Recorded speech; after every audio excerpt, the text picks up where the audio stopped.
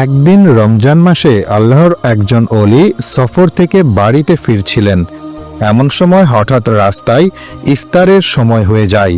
তিনি তখন তাড়াহুড়া করে একটি বাড়িতে গিয়ে উঠলেন এবং একজন সুন্দরী মেয়ে দেখে তাকে সম্বোধন করে বললেন, হে মুসলিম বোন, আমি একজন রোজাদার, ভ্রমণ থেকে বাড়িতে ফিরছিলাম।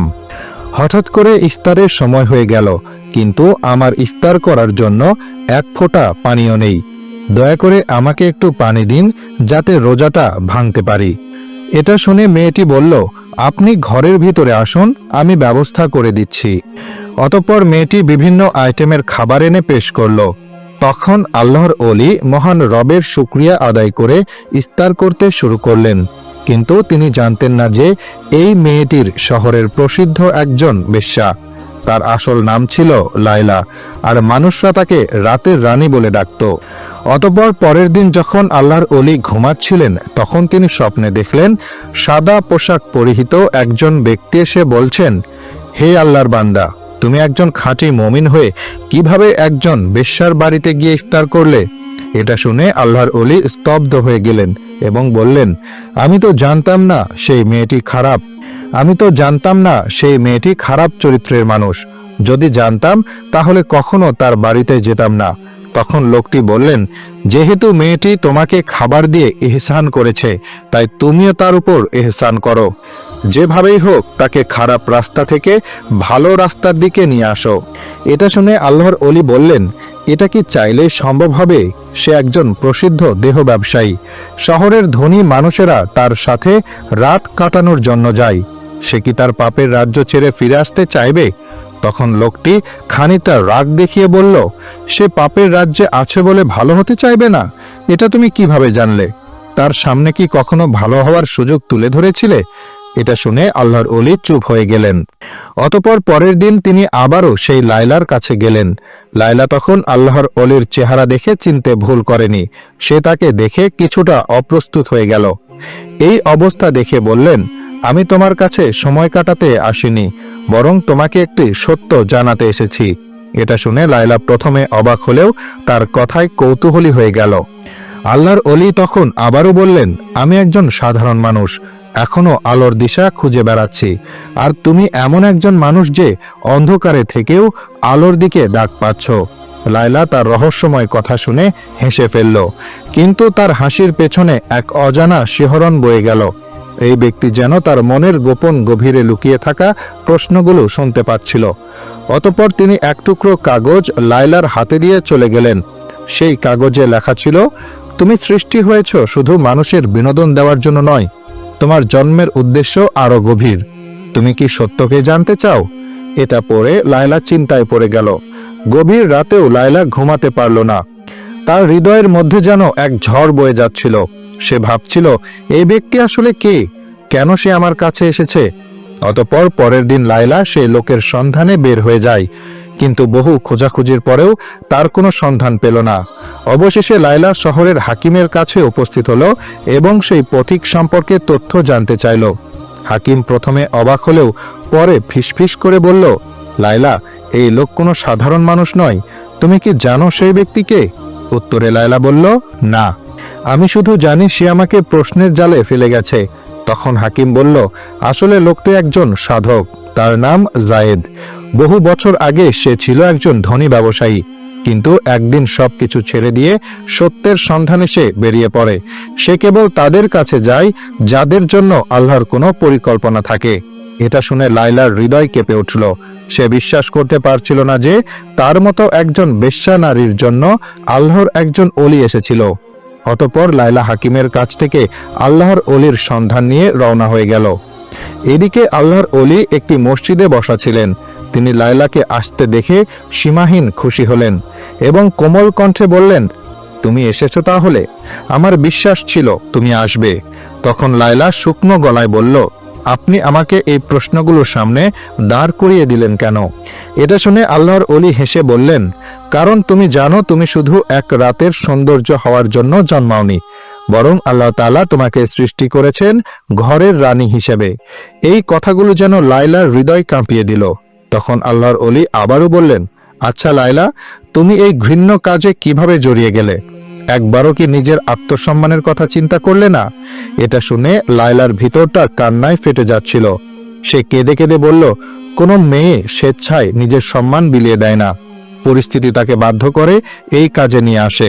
আমি ছোটবেলায় দুর্ভাগ্যবশত আমার মা বাবাকে হারিয়ে ফেলি। তারপর একজন ব্যবসায়ী আমাকে দত্তক নেয়, কিন্তু কিছুদিন পর সে আমার সাথে বিশ্বাসঘাতকতা করে এবং একটি পতিতালয়ে চড়া দামে বিক্রি করে দেয়। তারপর থেকে আমি একজন পতিতা। লায়লার কথা শেষ না হতেই হঠাৎ তাদের কাছে ছুটে এলো দুইজন অস্ত্রধারী লোক। তারা এসে বলল, লায়লা তার পুরনো জীবনেই থাকবে। এই রাতের রানী কখনো আলোর পথ ধরতে পারে না। এটা বলেই একজন অস্ত্র নিয়ে আল্লাহর অলির কাছে এগিয়ে গেল। এই দৃশ্য দেখে লায়লার হৃদয় ধপধপ করতে লাগলো। সে কি করবে কিছুই বুঝতে পারছিল না। একটা সময় লায়লা কাঁফা কণ্ঠে বলল, এই ব্যক্তিকে কোনো আঘাত করবে না, তার কোনো অপরাধ নেই। তোমরা বলো, এখন তোমরা কি চাও? তখন একজন অস্ত্রধারী বলল, তোমার ফিরে আসা দরকার। তুমি আমাদের পতিতালয়ের একজন রত্ন, আমাদের শক্তির উৎস। তুমি যদি চলে যাও, আমাদের অস্তিত্ব বিপন্ন হবে। এই কথা শুনে লায়লা খুবই কষ্ট পেল। নিজেকে একটা পরাধীন ব্যবসার পণ্য হিসেবে মনে হচ্ছিল। তখন আল্লাহর ওলি নরম কণ্ঠে বললেন, লায়লা, মানুষের সত্যিকারের মূল্য তার অন্তরে লুকানো থাকে। তুমি যদি মুক্তি চাও, তবে এখনই সিদ্ধান্ত নিতে হবে। তখন লায়লা গভীরভাবে শ্বাস নিল এবং শান্ত গলায় বলল, আমি আর সেই জীবনে ফিরতে চাই না। এই কথা শুনতেই একজন লায়লার দিকে ঝাঁপিয়ে পড়ল, কিন্তু তার আগেই আল্লাহর ওলি তার সামনে এসে দাঁড়িয়ে গেলেন। তখন অস্ত্রধারী একটা সজোরে ধাক্কা দিয়ে আল্লাহর ওলিকে মাটিতে ফেলে দেয়। এটা দেখে লায়লা চিৎকার করে উঠল এবং সাহস নিয়ে একটা পাথর দিয়ে আঘাত করল লোকটির মাথায়। অতঃপর চোখের পলকে সে আল্লাহর অলিকে নিয়ে দৌড় দিল। তারা সর্বোচ্চ শক্তি দিয়ে দৌড়াচ্ছিল আর পেছন থেকে শোনা যাচ্ছিল ধাওয়া করার আওয়াজ। কিন্তু লায়লার মনে এখন শুধু একটাই কথা, আমি মুক্তি চাই, আমি সত্য চাই। এক পর্যায়ে তারা একটি পুরনো বাড়িতে আশ্রয় নিল। আল্লাহর অলি জায়েদের কপাল থেকে রক্ত ঝরছিল, কিন্তু তার চোখে ছিল প্রশান্তি। তিনি ক্লান্ত গলায় বললেন, লায়লা, তুমি তোমার প্রথম যুদ্ধ জিতে গেছো। তখন লায়লা হাঁপাতে হাঁপাতে বলল, কিন্তু আমার পথ তো এখনো শুরুই হয়নি। না জানি আরো কি কি পরীক্ষা রয়েছে আমার জন্য। তখন জায়েদ মৃদু হেসে বললেন, এটাই তো আসল কথা। পথিকের যাত্রা কখনো এত সহজ হয় না। এদিকে শহরের অন্য প্রান্তে অস্ত্রধারীরা আবারও জড়ো হচ্ছিল। তারা জানতো লায়লা পালিয়ে গেছে, কিন্তু তারা এটা জানতো না যে লায়লা আর আগের সেই রাতের রানী নেই। এদিকে পুরনো বাড়িতে লায়লা আর জায়েদ লুকিয়েছিলেন। লায়লার হৃদস্পন্দন তখনও দ্রুত চলছিল, কিন্তু তার মনে এক নতুন অনুভূতি কাজ করছিল। এ যেন এক ধরনের সাহস, এক ধরনের মুক্তির স্বাদ। অতঃপর লায়লা জায়েদকে ফিসফিস করে বলল, আমরা এখন কি করব?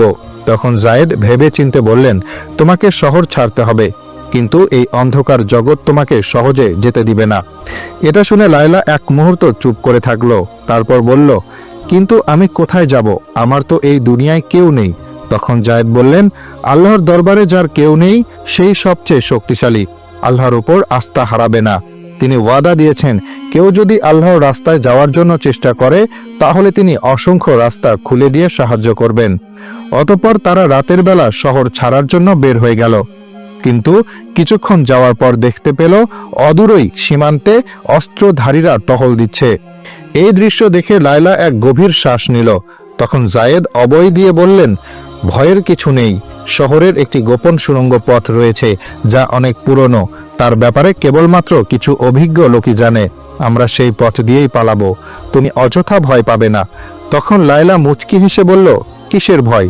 আপনি যেহেতু সাথে আছেন, তাই ভয় পাওয়ার কিছুই নেই। তবে যেভাবেই হোক আমি মুক্তি চাই। অতঃপর তারা সুড়ঙ্গ পথ দিয়ে চলতে লাগলেন। কিছুক্ষণ যাওয়ার পর হঠাৎ পেছন থেকে পায়ের শব্দ শোনা গেল। অস্ত্রধারীদের কেউ হয়তো পিছু নিয়েছে। জায়েদ তখন লায়লার দিকে তাকিয়ে বললেন, এবার তোমার উপর নির্ভর করছে। লায়লা, তুমি কি সত্যের পথে এগিয়ে যাবে, নাকি আবার অন্ধকারে ফিরে যাবে? তখন লায়লা এক মুহূর্তের জন্য চোখ বন্ধ করে বলল, আমি আলো চাই, আমি অন্ধকারে ফেরত যেতে চাই না। লায়লা কিছুক্ষণ চুপ থেকে আবারও ফিসফিস করে বলল, আমরা কি তাহলে ধরা পড়ব? তখন শান্ত গলায় জায়েদ বললেন, সত্যের পথ কখনোই সহজ হয় না, কিন্তু যারা আল্লাহর উপর ভরসা রাখে তারা কখনো হেরে যায় না। এভাবে চলতে চলতে সুড়ঙ্গ পথের ওই পাশে গিয়ে দেখল সামনেই রয়েছে একটি লোহার দরজা, যা কেবলমাত্র বাহির থেকে খোলা যায়। এটা দেখে লায়লা নিরাশ হয়ে বলল, এখন কি হবে? পেছন থেকে অস্ত্রধারীদের ধাওয়ার শব্দ আসছে।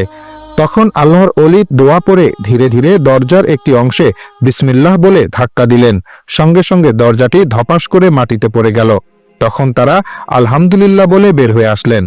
তখন লায়লার হৃদয়ে কোরআনের একটি আয়াতের কথা মনে হচ্ছিল, যেখানে বলা হয়েছে, যারা আমার পথে সংগ্রাম করে আমি অবশ্যই তাদের জন্য আমার পথ খুলে দেব। অতঃপর তারা ক্লান্ত শরীরে মরুভূমির পথে দৌড়াতে লাগলেন। আরেকটু সামনে গেলে হয়তো তারা তাদের নাগালের বাইরে চলে যাবে। এমন সময় লায়লা পেছন থেকে একটা আওয়াজ শুনতে পেল। পেছনে তাকিয়ে দেখতে পেল অস্ত্রধারীদের একটা তীর জায়েদের দিকে ছুটে আসছে। লায়লা তখন নিজের শরীরটা জায়েদের সামনে নিয়ে তীরটি নিজের শরীরে নিয়ে নিল। ফলে লায়লা ধপ করে মাটিতে লুটিয়ে পড়ল।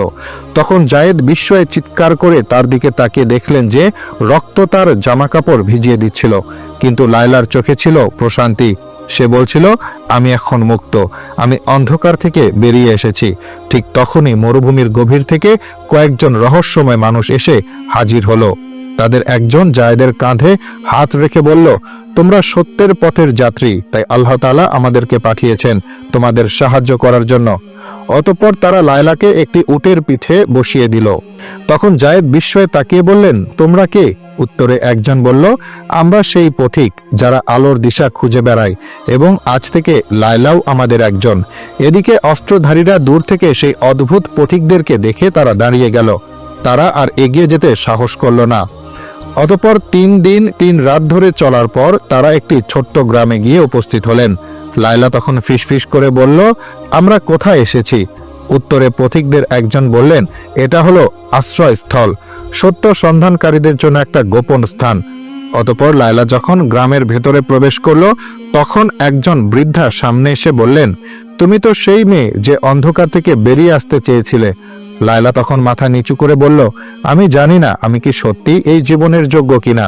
তখন বৃদ্ধা এসে বললেন, আল্লাহর রহমত সব পাপের চেয়ে বড়, তুমি শুধু শুরু করো।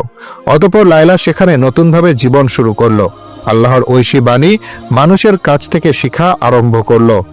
অতঃপর একদিন জায়েদ তার কাছে গিয়ে বললেন, এখন থেকে তুমি শুধু লায়লা নও, তুমি একজন আল্লাহর নতুন দাসী। এটা শুনে লায়লা দীর্ঘ একটা শ্বাস ফেলল, কোনো কিছুই বলল না। তখন জায়েদ তাকে বললেন, লায়লা তুমি কি এখনো ভাবছো? তখন লায়লা উত্তর দিল, আমি ভাবছি সত্যিকারের মুক্তি আসলে কি। তখন জায়েদ হেসে বললেন, মুক্তি তখনই আসে যখন তুমি তোমার রবকে নিজের থেকে বেশি ভালোবাসতে শিখবে। এটা শুনে লায়লার চোখ ভিজে গেল এবং বলল, তাহলে কি আমি সত্যিই নতুন করে শুরু করতে পারবো? উত্তরে জায়েদ বললেন, নিশ্চয়ই, কারণ আল্লাহ তাআলা যার অন্তরকে খুলে দেন তাকে কেউ বন্ধ করতে পারে না। অতঃপর একদিন লায়লা একটি গাছের নিচে বসে কোরআন পড়ছিল। এমন সময় জায়েদ তার কাছে এসে বললেন, লায়লা, আমরা দীর্ঘ সময় একে অপরের পাশে থেকেছি। তোমার সাথে এই যাত্রা শুরু করা আমার জীবনের অন্যতম শ্রেষ্ঠ সম্মান, কিন্তু এখন আমি তোমাকে একটি প্রশ্ন করতে চাই। লায়লা তখন হেসে বলল, ঠিক আছে, বলুন, কি বলতে চান? তখন জায়েদ বললেন, তুমি কি আমার সাথে আল্লাহর পথে এই জীবনের বাকি সময়টি কাটাতে চাও? এই কথা শুনে লায়লার চোখে পানি টলমল করতে লাগলো। তার হৃদয়ে এক অদ্ভুত শান্তি অনুভূত হচ্ছিল এবং সে বলল, আমি অবশ্যই চাই। আমি চাই আল্লাহর পথে আমাদের এই পথ চলা অব্যাহত থাকুক এবং আপনি আমার জীবনের অংশ হয়ে যান। তখন জায়েদ মিষ্টি হেসে বললেন, তাহলে আমি তোমাকে আমার জীবনসঙ্গী হিসেবে গ্রহণ করতে চাই। তুমি কি আমার স্ত্রী হতে চাও? এটা শুনে লায়লা আবেগ আপ্লুত হয়ে পড়ল। কিছুই সে উত্তর দিতে পারছিল না, কিন্তু জায়েদ তার মনের অভিব্যক্তি ঠিকই বুঝে নিলেন। অতঃপর গ্রামের সবচেয়ে মুরব্বীদের উপস্থিতিতে বিয়ের আয়োজন করা হলো। লায়লা এবং জায়েদ একে অপরকে সসম্মানে বিয়ে করে নিলেন। ফলে আল্লাহর নামে শুরু হলো তাদের নতুন জীবন। প্রিয় বন্ধুগণ, ভিডিওটি ভালো লাগলে একটা লাইক দেবেন এবং কমেন্ট বক্সে অবশ্যই আপনার মূল্যবান মতামত জানাবেন।